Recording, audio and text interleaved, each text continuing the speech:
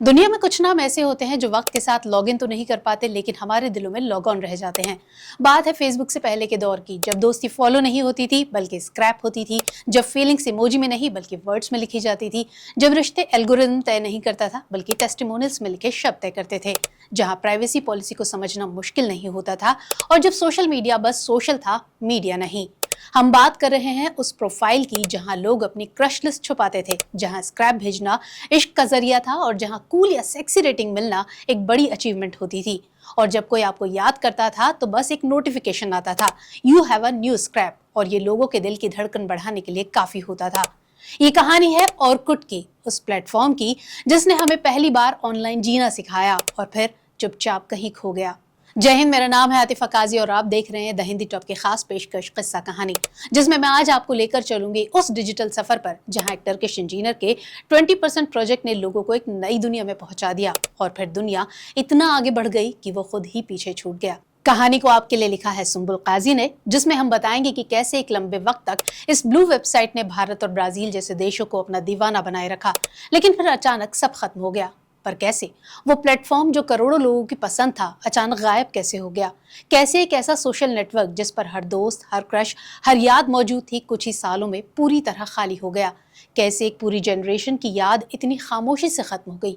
क्या इसकी वजह सिर्फ फेसबुक था या कुछ ऐसी गलतियां जिन्होंने इसे अंदर से खत्म कर दिया था? क्यों ऑरकुट पर बार बार एक अजीब सा एरर आता था, bad bad server, no donut? क्यों अचानक लोगों की फ्रेंड लिस्ट में अजनबी लोग भरने लगे? कैसे लोगों का भरोसा इस पर घटने लगा? और वो कौन सा पल था जब लोगों ने पहली बार महसूस किया कि अब उन्हें ऑरकुट की जरूरत नहीं? क्या ऑरकुट वाकई में हार गया था या हम उसे छोड़कर आगे बढ़ गए?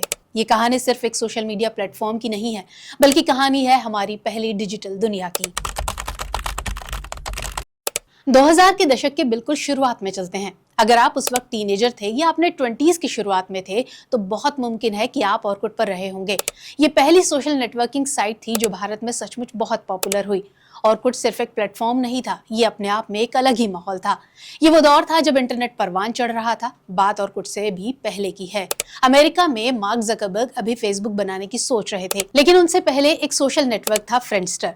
फ्रेंडस्टर की शुरुआत साल 2002, जो सोशल नेटवर्किंग के दौर की शुरुआत था, में कनाडा के कंप्यूटर प्रोग्रामर जोनाथन अब्राम्स ने अपने साथी रॉस मैकिनन के साथ मिलकर की थी।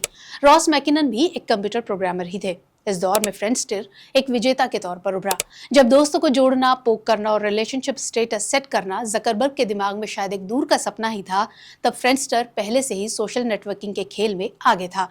कुछ ही हफ्तों में इसके यूजर्स की संख्या बढ़कर सैकड़ों तक पहुंच गई और कुछ ही वक्त में ये तादाद 30 लाख से ज्यादा हो गई। फ्रेंडस्टर दुनिया का पहला ऐसा सोशल मीडिया प्लेटफॉर्म बना जो आम लोगों के बीच लोकप्रिय हुआ। फ्रेंडस्टर के पास अपने तेजी से बढ़ते यूजर बेस के साथ उस दौड़ में सबसे बड़ी बढ़त थी। इस प्लेटफॉर्म का मकसद दुनिया भर के लोगों को अपने पुराने दोस्तों से बातचीत करने, नए दोस्त बनाने और फैमिली मेंबर्स और जान पहचान वालों को ऑनलाइन जुड़ने का मौका देना था।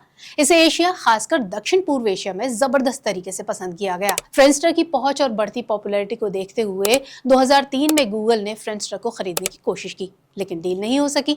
तब गूगल ने सोचा, क्यों ना अपना खुद का समंदर बनाया जाए। इसी वक्त एक इंजीनियर ऑरकुट बुयकोक्टेन गूगल में काम करते हुए एक एक्सपेरिमेंट करते हैं। मिस्टर ऑरकुट एक टर्किश सॉफ्टवेयर इंजीनियर थे जिन्होंने अपने एक्सपेरिमेंट को नाम दिया 20% प्रोजेक्ट, यानी वो आइडिया जिसमें गूगल एम्प्लॉइज अपने टाइम का 20% किसी पर्सनल आइडिया पर काम कर सकते थे। और इसी एक्सपेरिमेंट से जन्म हुआ ऑरकुट का। और फिर जनवरी 2004 में orkut.com ऑफिशियली लॉन्च हो गया। बात फेसबुक आने से लगभग 1 महीने पहले की है।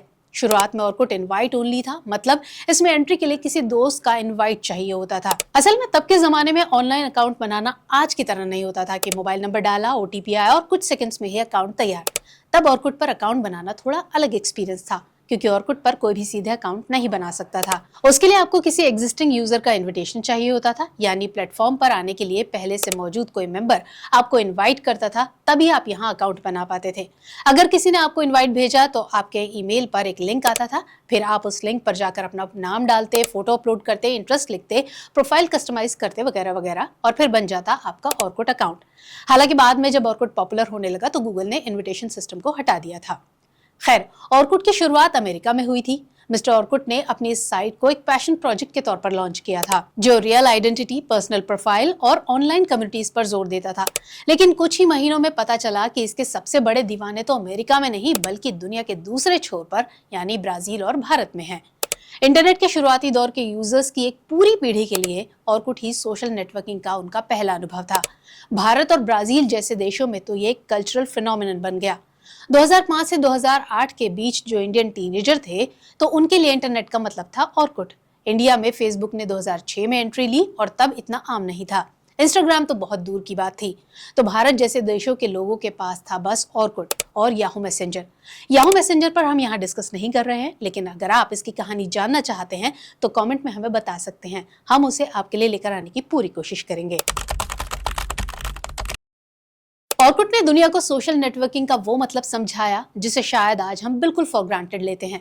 ऑर्कुट खास था क्योंकि ये रेवोल्यूशनरी था। ऑर्कुट पहली सोशल मीडिया नेटवर्किंग साइट थी जिसने हमें यह एहसास दिलाया कि दोस्तों, रिश्तेदारों और बाकी सभी लोगों से वर्चुअली जुड़ना मुमकिन है। इसमें कम्युनिटीज थी जो इंटरेस्ट बेस्ड ग्रुप्स होते थे। स्क्रैप्स या स्क्रैप बुक थे यानी पब्लिक मैसेजेस, आज के कमेंट्स की तरह। बस इसमें स्क्रैप्स का मतलब एक सोशल मीडिया वॉल थी जहां लोग किसी के पेज पर जाकर स्क्रैप छोड़ सकते थे। स्क्रैप उस जमाने की सोशल मीडिया पोस्ट थी, वैसे ही जैसे आज फेसबुक पर आप किसी के टाइमलाइन पर पोस्ट करते हैं। ये सब पब्लिक होते थे, मतलब आपका इश्क, आपका झगड़ा सब दोस्तों को दिखता था। आपके और आपके दोस्त की बातचीत आपके कॉमन फ्रेंड्स भी देख सकते थे। केम छो, कैसी हो, हैप्पी बर्थडे, यही सब तो चलता था। स्क्रैप्स हटाए नहीं जाते थे जब तक आप खुद ना हटाएं। एक ही स्क्रैप बुक में लंबी लंबी बातचीत होती थी जो एक थ्रेड बन जाती थी।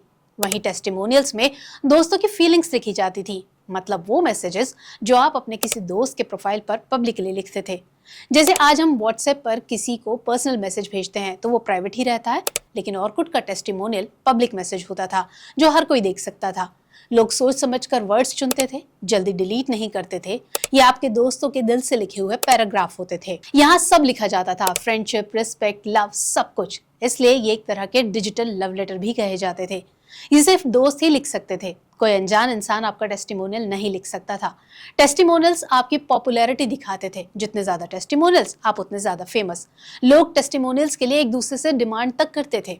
ये फ्रेंडशिप डे पर सबसे बड़ा तोहफा हुआ करता था। ये वो वर्ड्स थे जिन्हें लोग सहेज कर रखते थे। अगर कोई दोस्त आपको टेस्टिमोनियल भेजता था तो ये दोस्ती का सबसे ऊंचा दर्जा माना जाता था। आपके दोस्त आपके लिए जिस तरह के टेस्टिमोनियल्स लिखते थे उसी से अक्सर आपको जज भी किया जाता था। उस दौर में ऑर्कुट प्रोफाइल बनाना यंगस्टर्स के लिए जैसे एक जरूरी हिस्सा बन गया था। स्क्रैप बुक पब्लिक कॉन्वर्सेशन का, जबकि टेस्टिमोनियल्स सोशल वैलिडेशन का काम करते थे। और कम्युनिटीज कॉलेजेस से लेकर ह्यूमर ग्रुप तक सब जगह फैली हुई थी। ऑर्कुट सिर्फ एक प्लेटफॉर्म नहीं रह गया था, ये कैंपस लाइफ और अर्बन यूथ कल्चर का एक डिजिटल एक्सटेंशन बन चुका था। लोग ऑनलाइन आते थे, पर आज की तरह सिर्फ स्क्रॉल करने के लिए नहीं, बल्कि किसी खास इंसान का स्क्रैप पढ़ने के लिए। अगर स्क्रैप रोजमर्रा की बातचीत थी तो टेस्टिमोनियल दिल की बात थी। और सबसे मजेदार चीज थी क्रश लिस्ट। आज लोग डीएम यानी डायरेक्ट मैसेज में दिल की बात कहते हैं, लेकिन ऑर्कुट के जमाने में क्रश लिस्ट और सीक्रेट क्रश फीचर ने सबको पागल कर रखा था, क्योंकि यहाँ आप किसी को अपनी क्रश लिस्ट में डाल सकते थे और अगर उसने भी आपको उस क्रश लिस्ट में ऐड किया तो दोनों को नोटिफिकेशन मिलता, मैच फाउंड। था ना मजेदार फीचर। इसके अलावा यहाँ लोग अपने दोस्तों को रेटिंग्स भी दे सकते थे, कूल, सेक्सी, ट्रस्टवर्दी, जैसा दोस्त वैसी रेटिंग। आपके पास फैंस भी होते थे, कितने लोग आपके फैन हैं ये नंबर दिखता था। इन्फ्लुएंसर कल्चर का ये शायद पहला रूप था। ऑर्कुट की पॉपुलैरिटी का अंदाजा इसी बात से लगाया जा सकता है कि ब्राजील और भारत में बहुत से लोगों को लगता था कि गूगल ऑर्कुट की सब्सिडरी है, ना कि ऑर्कुट गूगल की। मतलब गूगल से ज्यादा लोग ऑर्कुट को जानते थे। ऑर्कुट अमेरिका में ज्यादा नहीं चला, हालांकि जब ये लॉन्च हुआ था तो इसके सबसे ज्यादा यूजर्स अमेरिका में ही थे, पर जल्दी फेसबुक और माइस्पेस आने की वजह से कुछ ही सालों में ज्यादातर अमेरिकी यूजर्स उधर शिफ्ट हो गए। लेकिन भारत और ब्राजील में तो ये एक फिनोमिनन, एक रेवोल्यूशन बन गया, क्योंकि ये दोनों देश एक ऐसा बाजार थे जिन्होंने आगे चलकर इसे वो पहचान दी जिसे हम आज जानते हैं। इसकी एक खास वजह थी वो ये कि भारत और ब्राजील में ऑर्कुट की शुरुआत भी लगभग एक ही वक्त में हुई। ये वो दौर था जब यहाँ डिजिटल आबादी तेजी से बढ़ रही थी और कंप्यूटर और इंटरनेट आम लोगों की पहुंच में आने लगे थे। भारत की बात करें तो ऑर्कुट यहाँ बिल्कुल सही वक्त पर आया, क्योंकि 2000 के दशक के मिड में यहाँ इंटरनेट कैफे, सस्ते ब्रॉडबैंड और ऑनलाइन एक्सपेरिमेंट तेजी से बढ़ रहे थे। ऑर्कुट ने इंडियन यूजर्स को उनका पहला सोशल मीडिया एक्सपीरियंस दिया। देखा जाए तो ऑर्कुट ने सही मायनों में सोशल नेटवर्किंग के दौर की शुरुआत की थी। ऐसे में ऑर्कुट ने एक ऐसा जबरदस्त कॉम्बिनेशन पेश किया जिसे नजरअंदाज करना मुश्किल था। पब्लिक प्रोफाइल्स, स्क्रैप्स, टेस्टिमोनियल्स और बहुत कुछ। इसके आसान लेआउट, कम्युनिटी बेस्ड कल्चर और आसानी से दोस्त बनाने वाले फीचर ने इसे लोगों के बीच एक जबरदस्त क्रेज बना दिया। ऑर्कुट ने लोगों के बातचीत के नए अंदाज को इंट्रोड्यूस किया। अब हर कोई कूल लगना चाहता था, इसलिए माय बदलकर माँ हो गया, फाइन बदलकर F9 हो गया, हाउ आर यू बदलकर हाउस यू हो गया और बहुत कुछ। यहाँ लोग अपने प्रोफाइल नेम्स, खास फॉन्ट और कैरेक्टर के साथ अपने लिए यूनिक टैगलाइंस भी जोड़ते थे, जैसे हार्श रूल्स, रवि फॉरबिडन आइज, एटसेट्रा एटसेट्रा। 2006 तक ब्राजील और भारत में इसके सबसे ज्यादा यूजर थे, इतने ज्यादा कि ऑर्कुट का पूरा कामकाज ही ब्राजील शिफ्ट कर दिया गया।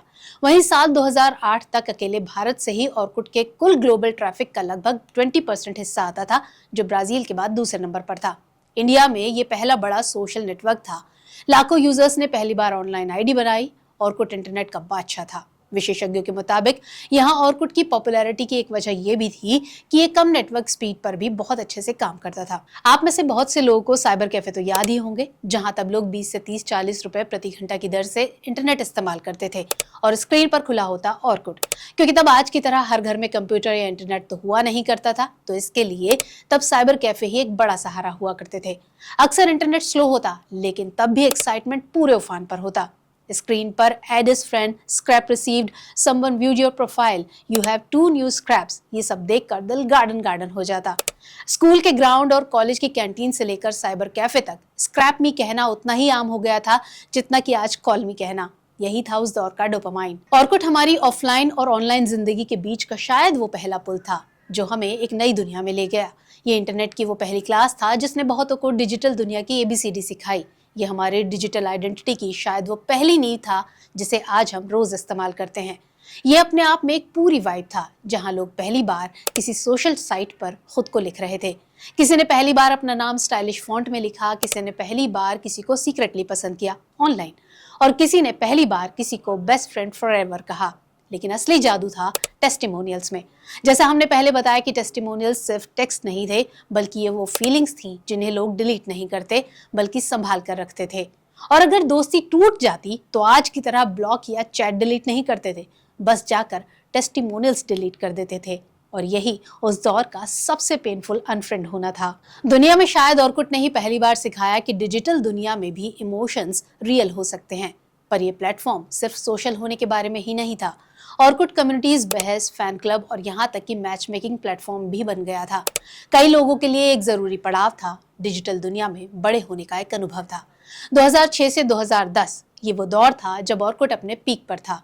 ये लोगों के दिलों पर राज कर रहा था। तब लगभग हर स्टूडेंट ऑर्कुट पर मौजूद था। हर फ्रेंडशिप यहीं शुरू होती थी और हर हार्ट ब्रेक और ब्रेकअप भी यहीं पब्लिक होता। उस वक्त लाइक्स नहीं थे, लेकिन हर स्क्रैप एक वैलिडेशन था। ये सोशल वैलिडेशन का पहला एरा था। ये लोगों का नया कूल था। लेकिन वो कहते हैं ना कि हर कमाल को जवाल है, यानी हर पीक के बाद एक फॉल शुरू होता है। ऑर्कुट के साथ भी कुछ ऐसा ही हुआ। ऑर्कुट पर जिंदगी बहुत कूल, ट्रेंडी और हर तरह से मजेदार चल रही थी, जब तक कि उसका एक और भी ज्यादा कूल रिश्तेदार सामने नहीं आ गया, मतलब फेसबुक से है। और शुरू हो गई लड़ाई कि असली बॉस कौन है। यूं तो फेसबुक धीरे धीरे ऑर्कुट की जगह लेने लगा था, लेकिन 2010 तक भी फेसबुक भारत में ऑर्कुट को कड़ी टक्कर नहीं दे पाया था। इंटरनेट एनालिटिक्स कंपनी कॉमस्कोर की एक रिपोर्ट के मुताबिक तब यहाँ फेसबुक के तकरीबन 20 मिलियन यूजर थे, जबकि ऑर्कुट के 19 मिलियन। 2004 से 2006 ऑर्कुट का सुनहरा दौर था। ऑर्कुट लोगों के दिलों पर राज कर रहा था। भारत और ब्राजील में तो ये नंबर 1 था। वैसे तो लोगों में 2010 तक ऑर्कुट पसंद किया जाता रहा, पर कुछ भी अचानक नहीं होता है ना। किसी भी चीज के खात्मे से पहले उसकी मुश्किलें और कमियां तो पहले से ही शुरू हो जाती हैं। तो ऐसा ही इसके साथ भी हो रहा था। साल 2006 में इसमें पहली दरार तब पड़ी जब फेसबुक ने खुद को दुनिया भर के लिए खोल दिया। वो ऑर्कुट जैसे फीचर्स लेकर आया, लेकिन बेहतर तरीके से। यहीं से ऑर्कुट की प्रॉब्लम्स तेजी से बढ़नी शुरू हो गई। हालांकि देखा जाए तो ऑर्कुट के पीछे छूटने में फेसबुक एक अकेला फैक्टर नहीं था, बल्कि कई वजह और भी थी जिनको हम आगे डिस्कस करेंगे। बात फेसबुक की करते हैं। फेसबुक मार्केट में एंट्री ले चुका था। मार्क जकरबर्ग फेसबुक के संस्थापक थे। वो जब हार्वर्ड यूनिवर्सिटी में साइकोलॉजी की पढ़ाई कर रहे थे, तब उन्होंने फेसबुक बनाया था। उनको फेसबुक बनाने का आइडिया भी हार्वर्ड के फेसबुक से आया था। दरअसल उस वक्त हार्वर्ड में स्टूडेंट्स के लिए पहले से ही ऑनलाइन फेसबुक्स मौजूद थे। अब ये फेसबुक्स क्या थे? तो ये ऑनलाइन डायरेक्टरीज होती थी जिनमें स्टूडेंट्स की तस्वीरों के साथ साथ उनके बारे में कुछ जानकारी भी होती थी। हार्वर्ड यूनिवर्सिटी के सभी स्टूडेंट्स के लिए कोई एक फेसबुक नहीं था। और इसी से जकरबर्ग को फेसबुक बनाने का आइडिया आया, जो आज हमारे सामने है। फरवरी 2004 में द फेसबुक लॉन्च हो गया। द फेसबुक इसलिए क्योंकि तब इसे द facebook.com के नाम से ही जाना जाता था और तब ये सिर्फ हार्वर्ड के स्टूडेंट्स के लिए ही अवेलेबल था। लेकिन जल्द ही ये स्टूडेंट्स में इतना पॉपुलर हो गया कि कुछ ही वक्त में ये साइट कई दूसरे कॉलेजेस और यूनिवर्सिटीज तक भी पहुंचा दी गई। अगस्त 2005 में जकरबर्ग ने लगभग $2 लाख में इसका नया डोमेन खरीदा और इसके नाम से द हटा दिया और ये बन गया facebook.com। इसके बाद ये दुनिया भर में फैलने लगा। आपको याद होगा साल 2010 में द सोशल नेटवर्क नाम से एक बायोग्राफिकल ड्रामा फिल्म आई थी जो मार्क जकरबर्ग की कहानी पर बेस्ड थी। इस फिल्म के डायरेक्टर डेविड फिंचर थे। सितंबर 2006 तक फेसबुक एजुकेशनल इंस्टीट्यूशंस के अलावा ऐसे किसी भी इंसान के लिए अवेलेबल हो गया जिसके पास रजिस्टर्ड ईमेल एड्रेस था। मतलब अब दुनिया भर के आम लोगों के लिए फेसबुक ओपन था और यहीं से कहानी में असल बदलाव आना शुरू होता है, क्योंकि फेसबुक का जमाना मतलब नई और ज्यादा कूल चीजों का दौर। फेसबुक पर दोस्ती का इजहार करने का तरीका प्राइवेट स्क्रैप से बदलकर पब्लिक पोस्ट में बदल गया। खैर, एक तरफ इंटरनेट और सोशल मीडिया की दुनिया अब तेजी से फैल रही थी तो प्राइवेसी कंट्रोल को लेकर चिंताएं भी बढ़ रही थी। पर ऑर्कुट ना तो उस बदलाव की स्पीड ही पकड़ पा रहा था, ना वो खुद को वक्त के साथ बदल पाया। वो वहीं का वहीं रुका रहा। साल 2008 वो टर्निंग पॉइंट बना जब फेसबुक ने ऑर्कुट को ग्लोबल लेवल पर पीछे छोड़ना शुरू किया।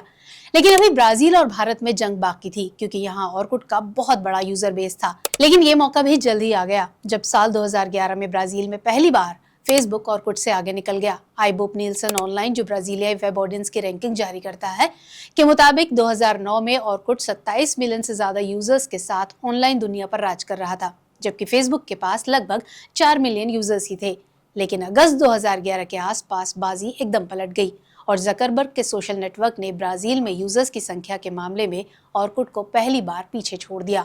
सिर्फ अगस्त महीने में ही फेसबुक ने 2 मिलियन से ज्यादा नए यूजर्स जोड़े, जबकि दूसरी तरफ उसी साल जुलाई और अगस्त में ऑर्कुट के यूजर्स में कोई इजाफा नहीं हुआ। इसके बाद साल 2012 में भारत में भी फेसबुक क्रांति आ गई। द इकोनॉमिक टाइम्स की एक रिपोर्ट के मुताबिक इंडिया से ऑर्कुट के डेली विजिटर्स की तादाद लगभग 86% तक गिर गई। मतलब इंडिया में जहां 2011 में डेली विजिटर्स का आंकड़ा लगभग 14 लाख था, अब वो घटकर महज 2 लाख रह गया।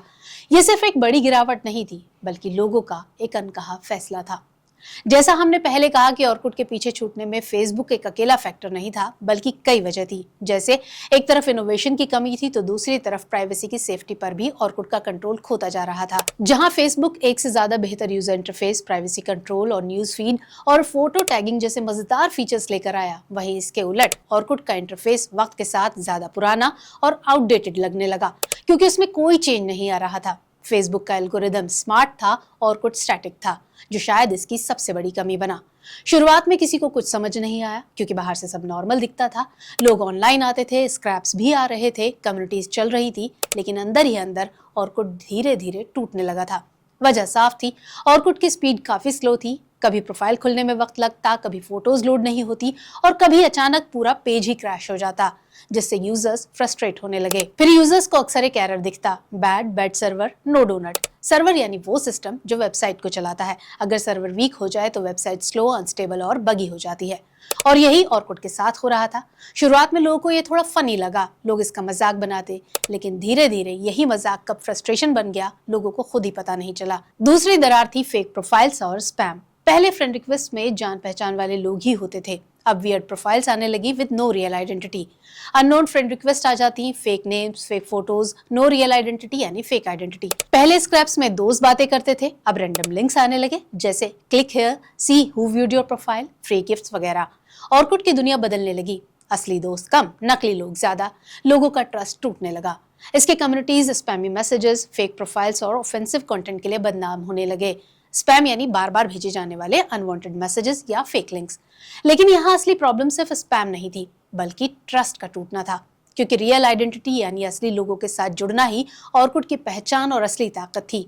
और जब वही रियल लोग फेक बन गए तो यही उसकी सबसे बड़ी कमजोरी बन गई, क्योंकि अब लोगों को समझ ही नहीं आता था कि सामने जो इंसान है वो सच में वही है भी या नहीं। नतीजतन धीरे धीरे ऑर्कुट की वो फीलिंग खत्म होने लगी जहां लोग सेफ महसूस करते थे या जिसके साथ वो शुरू हुआ था। लोगों का भरोसा इस पर घटने लगा।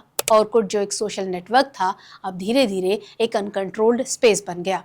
उधर फेसबुक के पास साफ और मॉडर्न डिजाइन था, बेहतर प्राइवेसी कंट्रोल था, फास्ट इंटरफेस था और रियल आइडेंटिटी सिस्टम था। फेसबुक इवॉल्व हो रहा था जबकि ऑरकुट वहीं रुका हुआ था।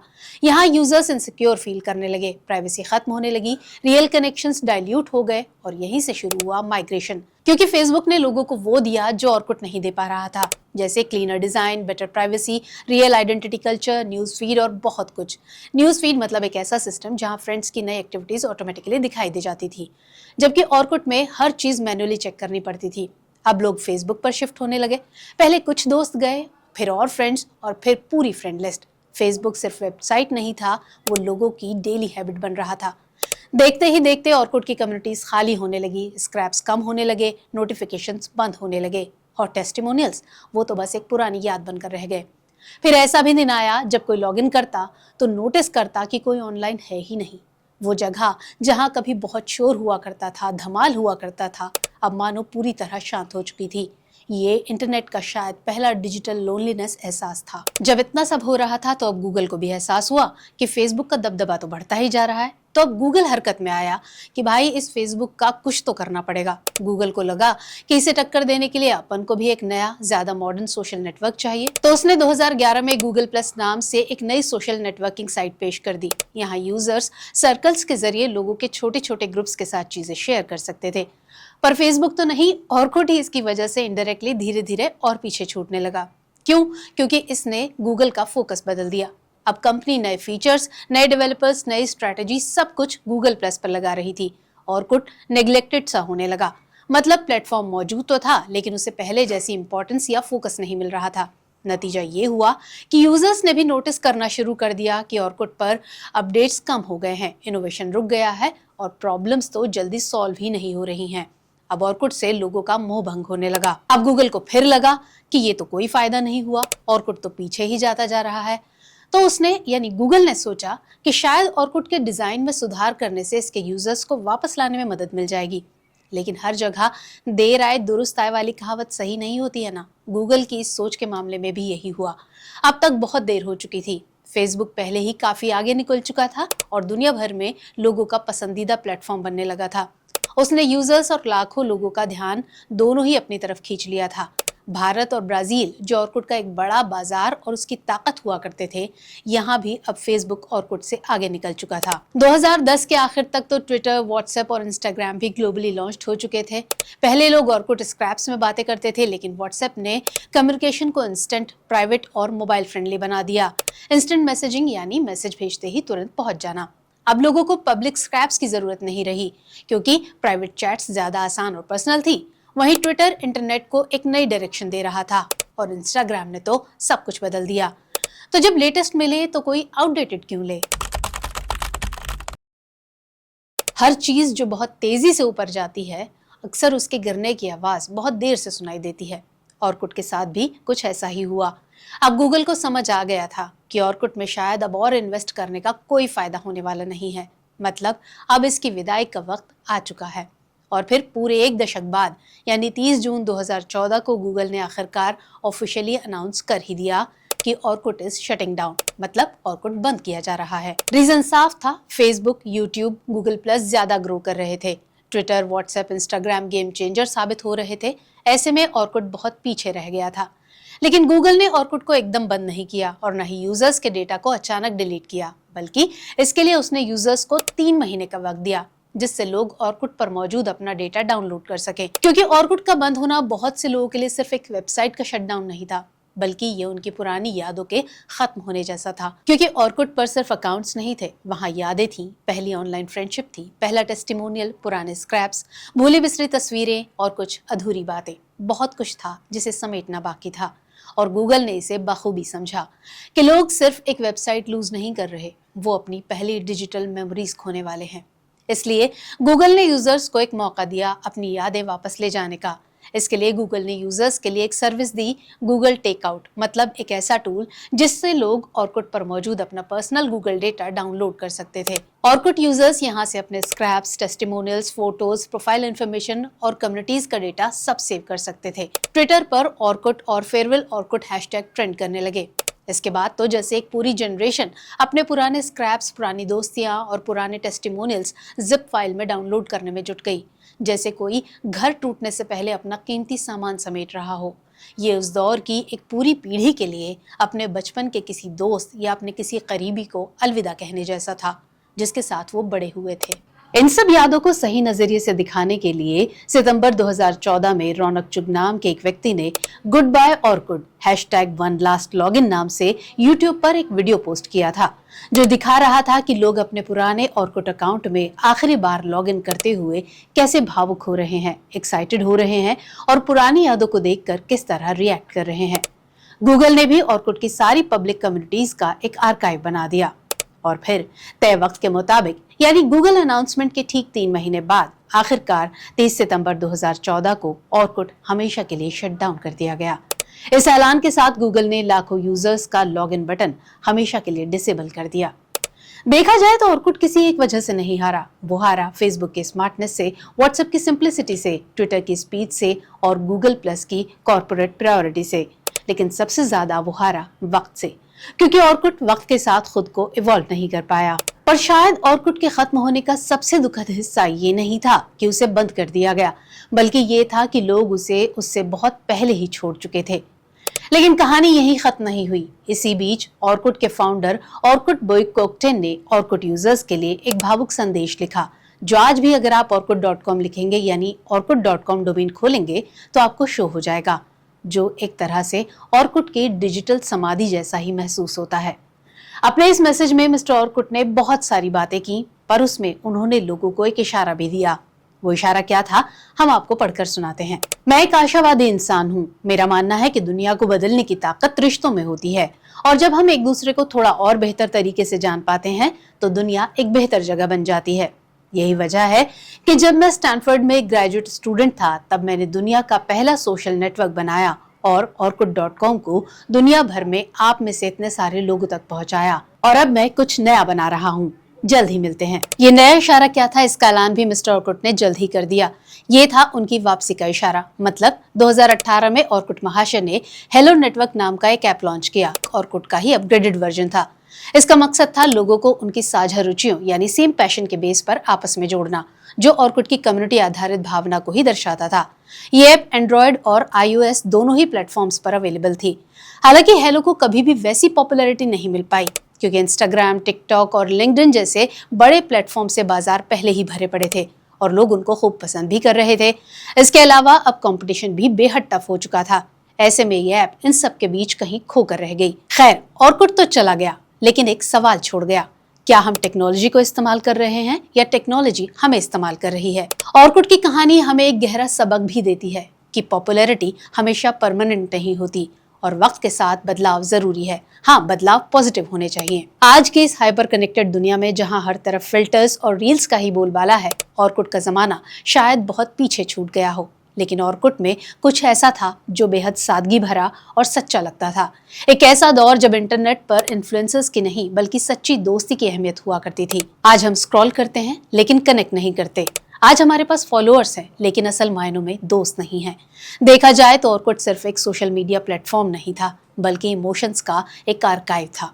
क्या आपने कभी ऑर्कुट इस्तेमाल किया था? अगर हाँ, तो उससे जुड़ी आपकी सबसे पसंदीदा याद या फेवरेट फीचर कौन सा था?